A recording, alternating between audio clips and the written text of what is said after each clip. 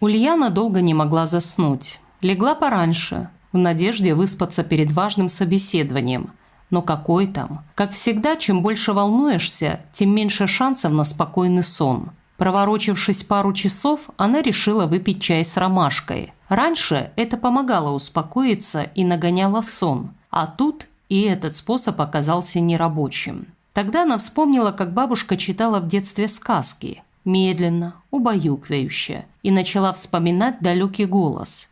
Жила-была на свете маленькая девочка. И воспоминания накрылись головой. Ульяна ощутила то тепло, то заботу, и так спокойно стало на душе, что не заметила, как погрузилась в сладкий сон. Но счастье продлилось недолго. Звонок телефона сначала слышался приглушенно, будто издалека, потом становился ближе, громче, отчетливее. Ульяна не могла пошевелиться, так было тяжело открыть глаза, так хотелось вернуться в негу, из которой ее вырвали буквально. Она нашарила рукой телефон на прикроватной тумбочке, сбросила вызов привычным движением и укуталась в теплое одеяло. Звонок тут же раздался снова. Резанула страшная мысль. Вдруг у родителей что-то стряслось. Ульяна вскочила, чувствуя, как сильно колотится сердце. Посмотрела на экран. Номер совсем незнакомый. Перевела взгляд на время. 3 часа ночи. Решив, что это спамеры, она снова сбросила вызов и внесла номер в черный список. Но буквально через пару минут позвонили с другого номера. Тихонько выругавшись, Ульяна недовольно ответила. «Слушаю». «Ну ты даешь, Ульянка. До Кремля и то гораздо проще дозвониться. А вы пробовали?» Спросила серьезно Ульяна, понимая, что от сна и следа не осталось. «Мы до тебя пробовали». В телефоне раздался противный скрипучий смешок. «Хватит спать. Встречай гостей. Мы в Москве уже». «Кто мы?» – не поняла Ульяна. И гостей я как-то не ждала. «Да ты чего? Совсем зазналась в бабкиной квартире? Это Люба, сестра твоя двоюродная. Мы с мужем и сыном приехали в столицу на экскурсию». «А я при чем?» – спросила с раздражением Ульяна. «Я не экскурсовод». «Ульянка, хватит уже пререкаться». Голос Любы стал настойчивее, жестче. «Мы тут околеем, пока отношения с тобой будем выяснять. Приезжай за нами на вокзал. Ты же машину купила. Мать твоя хвалилась. Автобусы-то не ходят. Ребенок уже изнылся весь. И сами спать хотим. И жрать». Люба снова заржала. Так неприятно, что Ульяна не сдержалась. В интернете много вариантов выбора жилья на сутки. Рядом с вокзалом. Обратитесь, и все будет быстро. «Ты в своем уме? Мы вообще-то к тебе приехали. Рассчитывали, что встретишь по-человечески. По городу потом покатаешь. Сводишь племянника куда-нибудь. Тебе же лучше знать, где тут и что. Хорош мурыжить. Приезжай, мы тебя ждем». В трубке послышались короткие гудки, а Ульяна смотрела на телефон широко раскрытыми глазами и не могла поверить, что все это происходит на самом деле. Потом постаралась взять себя в руки и набрала номер сама. «Люба, если ты меня не поняла, уточняю, я не собираюсь никуда ехать среди ночи. Тем более моя машина находится на техобслуживании. Так что повторю, самым лучшим вариантом для вас будет снять квартиру рядом с вокзалом. А утром найти экскурсовода. В интернете все найдется. Любой каприз за ваши деньги». И тут же сбросила вызов, не дав Любе ответить. Потом и этот номер внесла в черный список. Ульяна прошла на кухню, включила кофеварку, понимая, что уснуть уже хоть как не сможет, а нервы надо привести в порядок. Все-таки нельзя ей в грязь лицом ударить перед потенциальным работодателем. Она так давно ждала эту вакансию. И вот удача улыбнулась ей.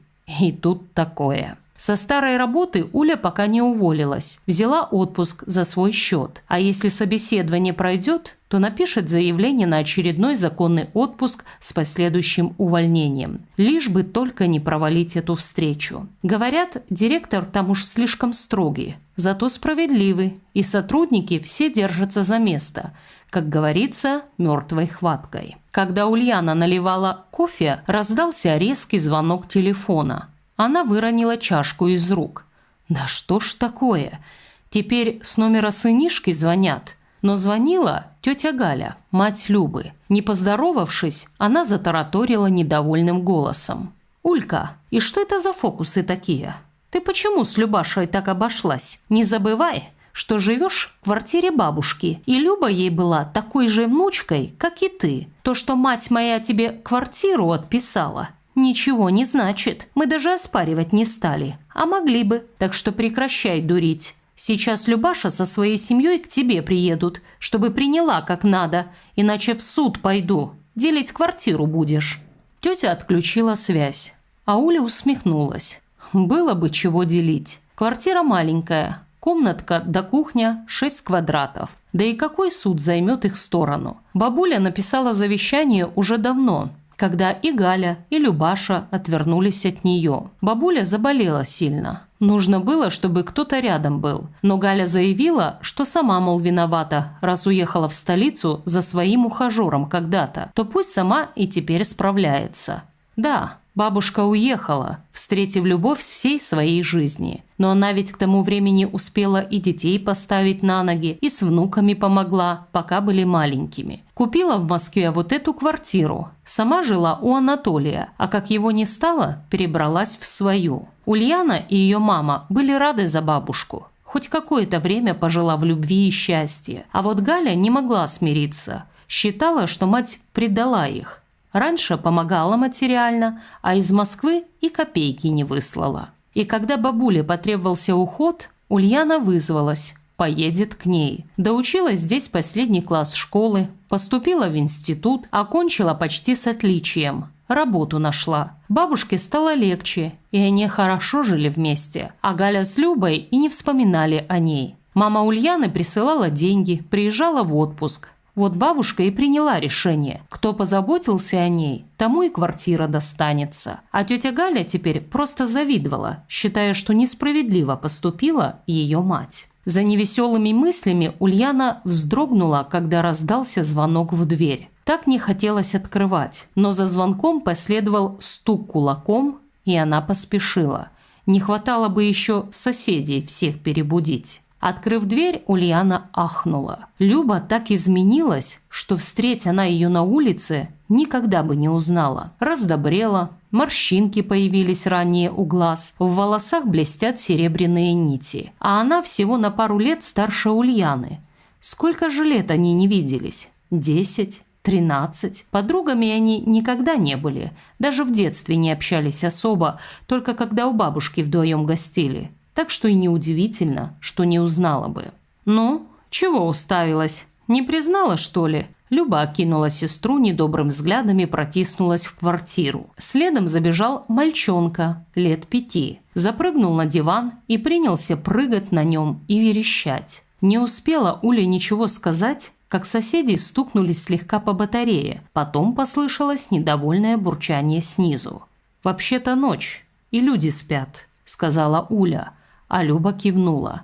«Ага, ночь. А ты, гляжу, уже кофе пьешь». Она взглядом указала на разбитую чашку. Ульяна принялась все убирать. После звонка тетушки она и забыла про чашку, про кофе, про то, что вообще ее ждет утром. Люба тем временем уже чувствовала себя как дома. Она первым делом распахнула холодильник. «Это что?» – протянула Люба, вытаскивая контейнер с нарезанными овощами. «Морковка, огурцы. Это вообще кто ест? Кролики, что ли, у тебя?»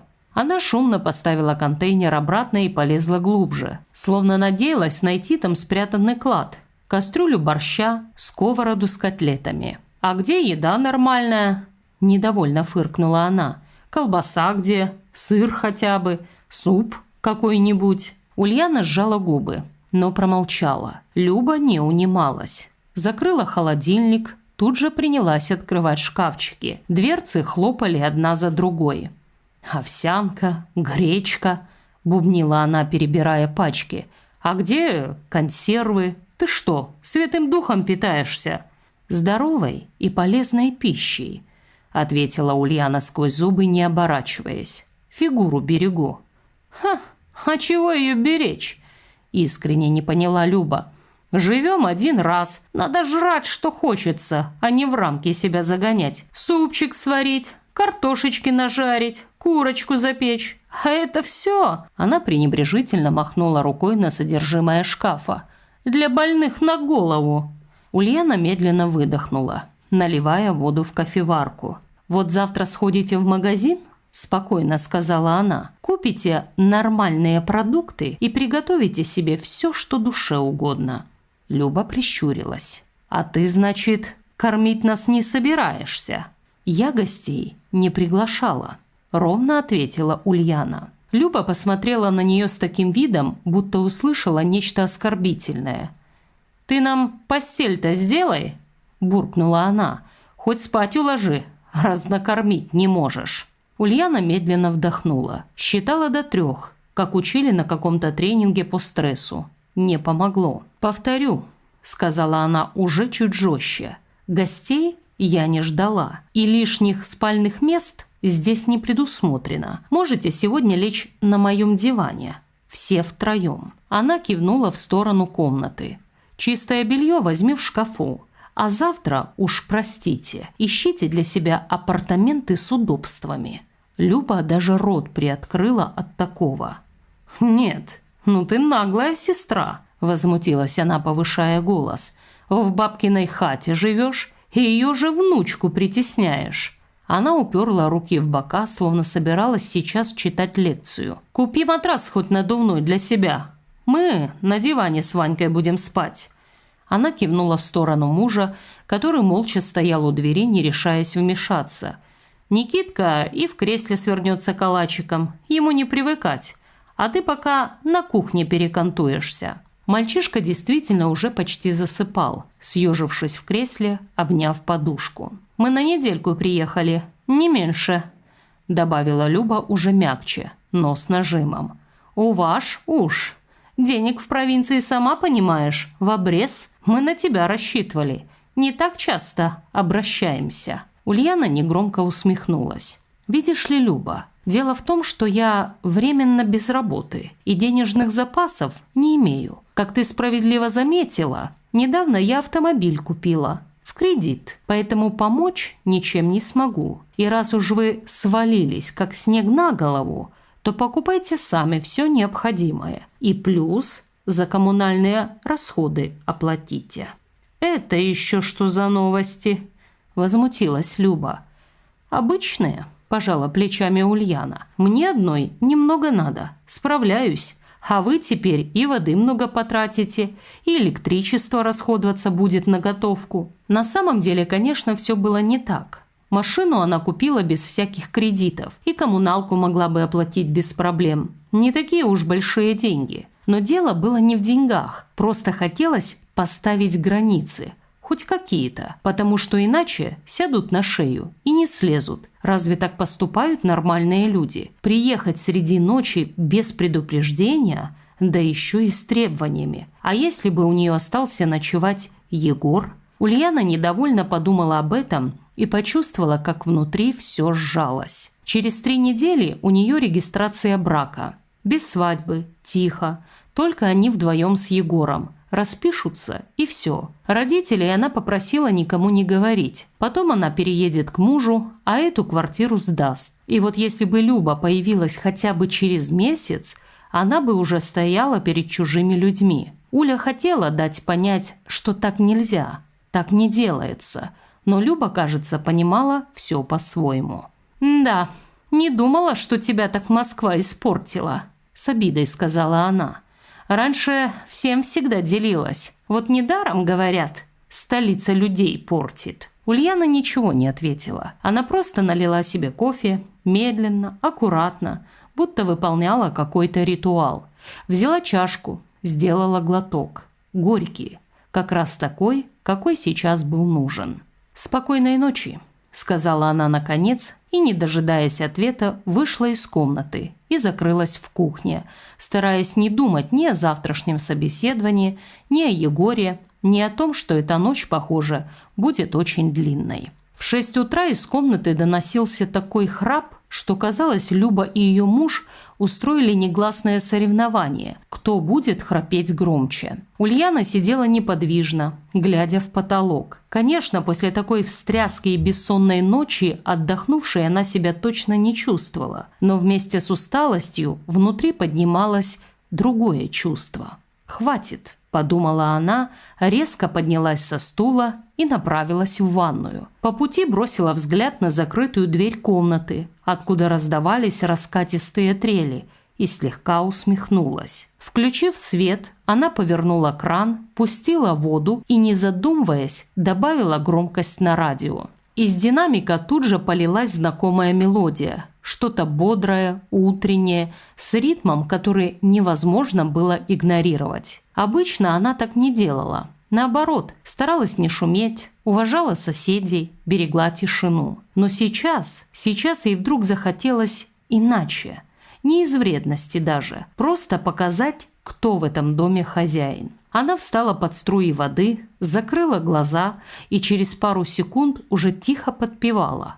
Потом громче, потом почти в полный голос, не стесняясь ни себя, ни этих тонких стен. Стук в дверь раздался резко, нервно. «Улька!» – послышался раздраженный голос Любы. «Человеком будь, поспать дай!» Ульяна выключила воду, отжала волосы и, даже не понижая громкости радио, ответила: «Много спать вредно». Ульяна спокойно закончила свои дела, завернулась в полотенце и, не торопясь, вышла из ванной. Она прошла в комнату, остановилась посреди и громко, четко сказала: «Всем подъем!» И мигом все ушли на кухню. «Мне переодеться надо». Люба приподнялась на диване, щурясь от света и явно не сразу понимая, что происходит.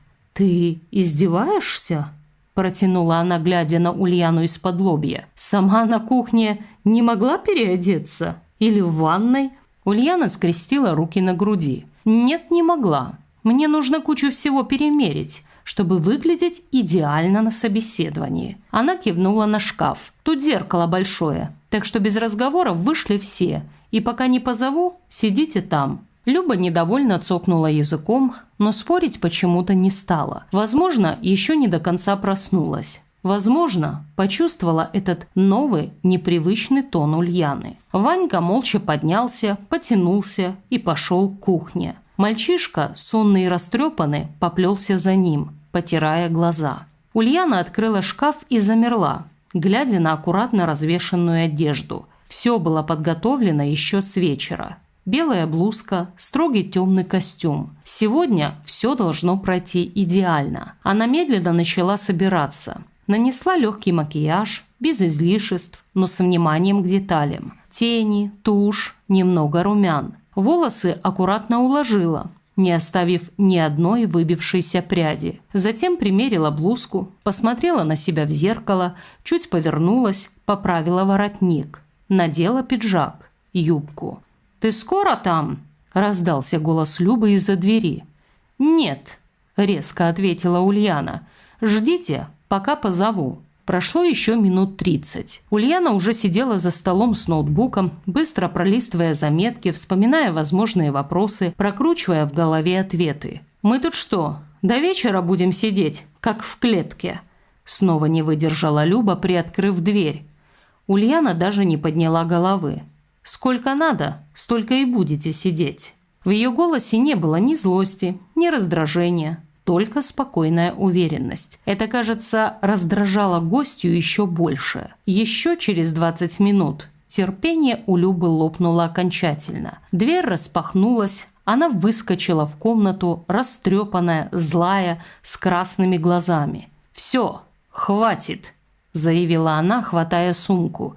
«Мужики, уходим. С такими родственниками и врагов не надо!» – кричала Люба, нервно запихивая вещи. «Больше ноги нашей в этой столице не будет. По горло сыты. Все они тут такие. Не зря люди говорят». Вскоре хлопнула входная дверь. Ульяна медленно выдохнула, даже не заметив, что все это время держала напряжение в плечах. Она обвела взглядом комнату. Разбросанные вещи, смятый плед, следы чужого присутствия.